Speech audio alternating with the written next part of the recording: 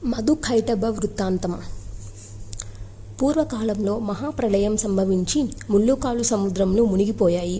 దేవదేవుడు జనార్దనుడు ఒక్కడూ మిగిలి శేషపర్యంకం మీద నిద్రిస్తున్నాడు. అతడి చెవుల్లో నుంచి గులుగు జారిపడింది. ఆ గుమిలి ఉండల నుంచి మధుడు, కైటభుడు అనే రాక్షసులు జన్మించారు. సముద్ర జలాల్లో దినదిన ప్రవర్ధమానులయ్యారు. మహాబలిష్ఠులయ్యారు.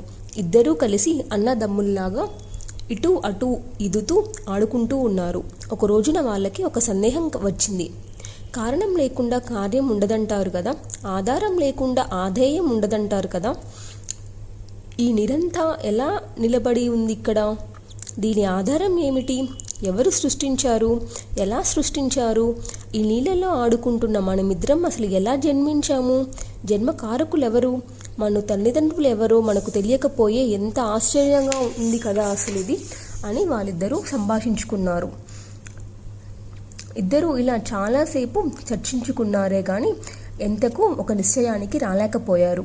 అప్పుడు కైటభుడు ఇలా అన్నాడు, మధు, మనం ఇలా నీళ్ళల్లో ఉండటానికి కారణం మహాశక్తి.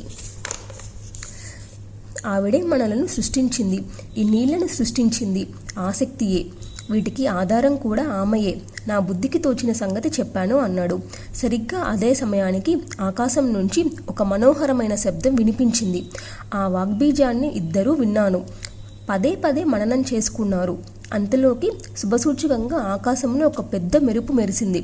మనకు వినిపించిన వాగ్బీజం నిస్సంశయంగా ఒక మంత్రం అని ఆ ఇద్దరూ గ్రహించారు.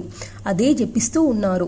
నిరాహారులై జితేంద్రులై ఏకాగ్ర చిత్తంతో 1000 సంవత్సరాల పాటు ఆ మంత్రాన్ని జపిస్తూ మహాతపస్సులుగా అయ్యారు. మహాశక్తి ప్రసన్నరాలయ్యింది. దర్శనమిచ్చింది. వరం కోరుకోమంది. స్వేచ్ఛా మరణం అనుగ్రహించమని ఇద్దరూ ముక్త కంఠంతో అభ్యర్థించారు. అమ్మవారు తదాస్తు అంది. దేవదానవులు అజేయులం. మన చావు మన ఆధీనం.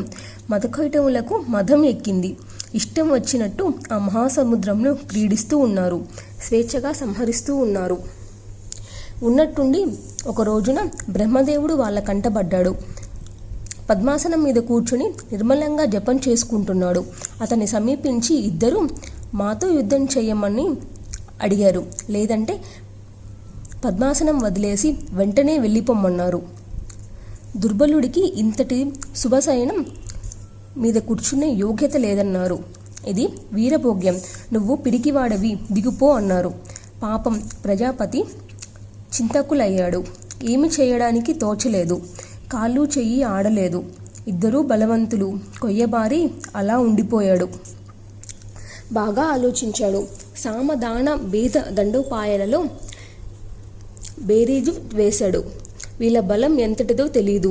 అంచేత యుద్ధానికి దిగడం మంచిది కాదు. మదమ్మత్తులైన ఈ దుష్టుని పోనీ పొగిడి మంచి చేసుకుందామా అంటే నా నిర్బలత్వం వీళ్లకు తెలిసిపోతుంది. స్వయంగా ప్రకటించుకున్నవాణ్ణి అవుతాను. అప్పుడు ఇద్దరిలో ఎవడో ఒకడు నన్ను సంహరిస్తాడు. కాబట్టి సమయోపానం పనికిరాదు. ఇలా మీదకు వచ్చాక దానము ఫలించదు. ఇక మిగిలింది భేదం. అది ఎలా సాధ్యమో ఆలోచించాలి. ఆదిశేషుడి మీద పడుకుని హాయిగా నిద్రపోతున్న విష్ణుమూర్తిని లేపుతాను. అతడు చతుర్భుజుడు, మహాబలిశాలి. ఈ కష్టం నుంచి నన్ను కడదేరుస్తాడు. ఇలా నిశ్చయించుకొని బ్రహ్మదేవుడు విష్ణుమూర్తిని స్తుతించాడు.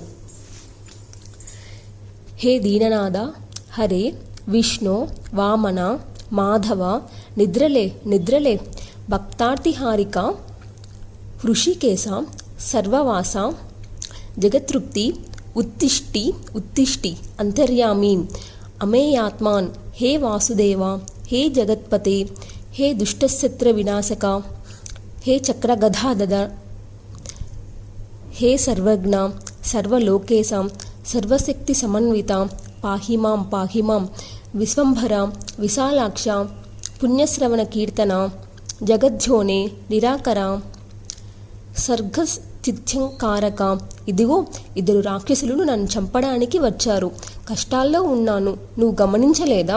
శరణు ఉపేక్షించకు. నీ జగత్పాలకత్వం నిరాధారం అయిపోతుంది. నన్ను రక్షించు. బ్రహ్మదేవుడు ఎంతసేపు స్తుతించినా శ్రీహరి నిద్ర లేవలేదు. అది యోగ నిద్ర. ఆ శక్తికి వివసుడై నిద్రపోతున్నాడు. ఇప్పుడు ఏమి చేయాలో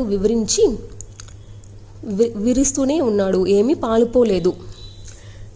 ఈ మధుమంతులిద్దరూ చంపడానికి సిద్ధంగా ఉన్నారు. ఏమి చేయను, ఎక్కడికి పోను, ఎవరిని శరణు వేడను, ఇలా దిగులు పడుతూనే మెరుపులా ఒక ఆలోచన వచ్చింది. ఆ యోగ నిద్రని స్తుతిద్దాం అనుకున్నాడు.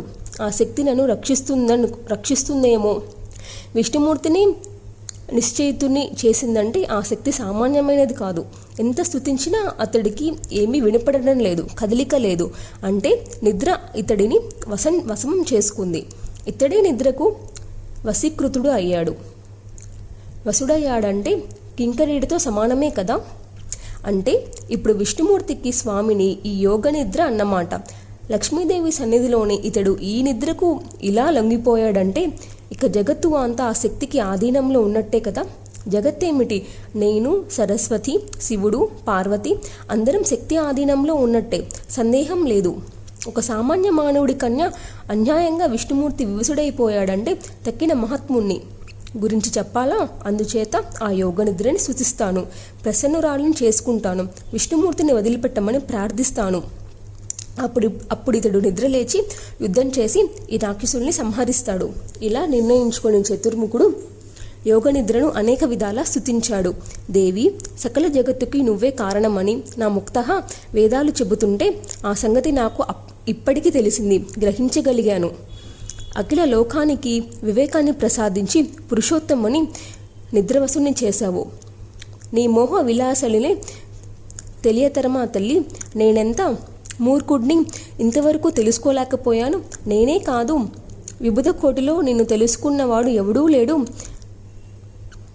నువ్వే ప్రకృతి పురుషుడు, సర్వ చైతన్య శక్తివి నువ్వే, నిర్గుణ స్వరూపిణి నువ్వే. వివిధ రూపాలు ధరించి నటిస్తూ ఉంటావు. నీ పనులు, నీ విధానములు ఎవరికి అంతుపట్టవు. నీకు నామరూపాలు కల్పించిన మునీశ్వరులు త్రికాలంలోనూ నిన్ను సంధ్యగా ధ్యానిస్తుంటారు. మేల్కొల్పే బుద్ధివి నువ్వే, సంపదవు నువ్వే, కీర్తి, మతి, ధృతి, శ్రద్ధ అన్నీ నువ్వే. విష్ణుమూర్తి నీకు వివసుడే నా కళ్ళ ముందు కనపడుతుంటే ఇంక వేరే ప్రమాణం కావాలా?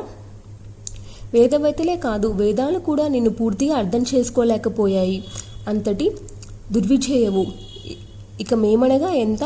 యజ్ఞయాగాలలో ఋతుద్విజులు స్వాహా శబ్దంతో నీ నామధేయాన్ని ఉచ్చరించలేకపోతే ఆయా దేవతలకు పురోడ సభాగాలు అందవు. దేవతలకు ముక్తిదాయినివి నువ్వే. అమ్మ వరప్రదాయిని, భయభీతుణ్ణి నిన్ను శరణు వేడుతున్నాను. ఇదిగో మధుకైటవులు ఘోరరూప రాక్షసులు నన్ను సంహరించడానికి కత్తులు నూరుతున్నారు. విష్ణుమూర్తికి ఈ సంగతి తెలుసునని నాకు అనిపించడం లేదు. నీకు వివసుడై నిద్రలో ఉన్నాడు. అతన్ని విడిచిపెట్టు, లేదా ఈ రాక్షసులని ఇద్దరిని నువ్వే మట్టుపెట్టు. నీ ఇష్టం తల్లి, నీకు ఏది నచ్చితే అది చెయ్యి. హే మహామాయే, హరిహరుల కోసం తపస్సు చేసేవాళ్ళు ఎంత అమాయకులో కదా. పాపం, నీ ప్రభావం వాళ్లకు తెలియదు. నాకైనా ఇప్పటికి కదా తెలిసింది. ఈ విష్ణుమూర్తి నిద్ర లేపాలంటే లక్ష్మీదేవికి కూడా అయ్యేటట్టు లేదు. ఆవిడ కూడా నీకు వివసురాలే నిద్రపోతుంది. నువ్వు జగజ్జననివని, కామధేనువని నిజంగా తెలుసుకొని నీ పాద పద్మాలను అర్చించేవాళ్ళు, అనన్య భక్తితో సేవించేవాళ్ళు ధన్యాతిధన్యులు. బుద్ధి, తేజస్సు, కీర్తి, శుభప్రవృత్తి మొదలైనవి శౌర్యగుణాలు. అవన్నీ ఇటుపోయాయో. నీ అమేయ శక్తి కారణంగా నిద్రకు బందీ అయ్యాడు. సకల జగత్తుకి నువ్వే ఆదిశక్తివి. ఇదంతా భావమాత్రంగా నువ్వు చేసిన నిర్మాణమే. నువ్వు నిర్మించిన ఈ మహోజాలంలో నువ్వే క్రీడిస్తున్నావు. నటుడు తన నాట్యంతో తాను విహరిస్తున్నాడు. యుగాదిలో మొదటిసారిగా విష్ణుమూర్తిని నువ్వే ప్రకటించావు, వెలుగులోకి తెచ్చావు, పరిపాలనా శక్తి ఇచ్చావు. ఇప్పుడేమో ఇలా నిద్రపుచ్చావు. అంబా, నువ్వు స్వతంత్రురాలివి. ఏది ఎప్పుడు ఎలా చేయాలనిపిస్తే అలా చేస్తావు. నన్ను సృష్టించింది ఇలా నశింపచేయడానికేనా? అది అలాగే అనిపిస్తుంది. నీ ఇష్టం. దయ చూపించకు. ఇలాగే మౌనంగా ఉండిపో. భగవతి, నన్ను పరిహసించడానికి కాకపోతే ఈ కాళరూప రాక్షసులని నువ్వు అసలు ఎందుకు సృష్టించావు? తెలిసింది తల్లి, తెలిసింది. ఇదంతా నీ అద్భుత విశిష్టత. స్వతంత్రంగా సృష్టిస్తావు, వినోదిస్తావు, ఉపసంహరిస్తావు. ఇప్పుడు నన్ను ఉపసంహరించాలని అనుకుంటున్నావు. అవును, ఇందులో విచిత్రం ఏముంది? మాత, నీ ఇష్టం. అలాగే కాని, నన్ను సంహరించు. నాకు దుఃఖం లేదు, నేనేమీ బాధపడటం లేదు. కానీ హే జగదంబిక, నువ్వు సృష్టించిన నన్ను ఈ రాక్షసుడు చంపడం నీకు పెద్ద అపకీర్తి అవుతుంది. అందుకని దేవి, లే, అద్భుత రూపం ధరించు, నన్ను ఈ రాక్షసులను సంహరించు. లేదంటే హరిని నిద్రలేపు. ఈ రాక్షసుల్ని సంహరిస్తాడు. ఏదైనా అంత నీ చేతిలో ఉంది తల్లి. ఇలా బ్రహ్మదేవుడు భక్తావేశంతో నిలదీశాడు. ఎట్టకేలకు ఆ తామసీ శక్తి సౌరి శరీరాన్ని వదిలిపెట్టింది. జనార్దుడిలో కదలిక వచ్చింది. విరించి ముఖంలో ఆనందం వెల్లువరిచింది. సూతుడు ఇలా కథ చెబుతుండగా శౌనకాది మహామునుల్లో ఒకరికి మరొక సందేహం వచ్చింది. బ్రహ్మ విష్ణు మహేశ్వరులు త్రిమూర్తులని, సనాతనులని, బ్రహ్మాండంలో వీరికంటే అదుకులు లేరని, సృష్టి స్థితిలయ కారకులు వీరే నిర్వహిస్తుంటారని పెద్దలు చెప్పగా విన్నాము. అందులో విష్ణుమూర్తి మహా తేజస్వి అని సర్వసముద్రుడే చెబుతారు కదా. అంతటి స్వామి యోగమాయకు వసుడై నిద్రపోయాడా? అతడి వివేకం ఏమైపోయింది? బ్రతికుండి నిశ్చేష్టుడిలా ఎలా అయ్యాడు? ఇది నా సందేహం. విష్ణుమూర్తినే లొంగదీసుకున్న ఆ శక్తి ఎవరు? దాని పేరు ఏమిటి? ఎక్కడ ఎలా పుట్టింది? అంతటి సముద్రాలు ఎలా కాగలిగింది? పరాత్పరుడు నిద్ర పరతంత్రుడయ్యాడంటే ఆశ్చర్యంగా ఉంది. ఓ మహామతి, వ్యాస శిష్య, నీ జ్ఞాన ఖడ్గంతో నా సందేహలతలను ఖడ్గించి సత్య ప్రకటనం చెయ్యి అని ఆ మహాముని అభ్యర్థించాడు. సూతుడు రవ్వంత ఇరుక్కుపోయాడనుకున్నాడు. అయినా సమాధానం చెప్పాడు. మునులారా, ముళ్ళు కాలంలోనూ ఈ సందేహాన్ని తీర్చగలిగిన వాడు లేడని నా అభిప్రాయం. బ్రహ్మపుత్రులు, సనాతనులు అయిన నారద, కపిలాది మహామునులు సైతం దీనికి సమాధానం చెప్పలేరేమో. అంతటి దుర్ఘటమైన ప్రశ్న ఇది. ఇక నేననగా ఏమి చెప్పను. కానీ ఒక విషయం గమనించండి.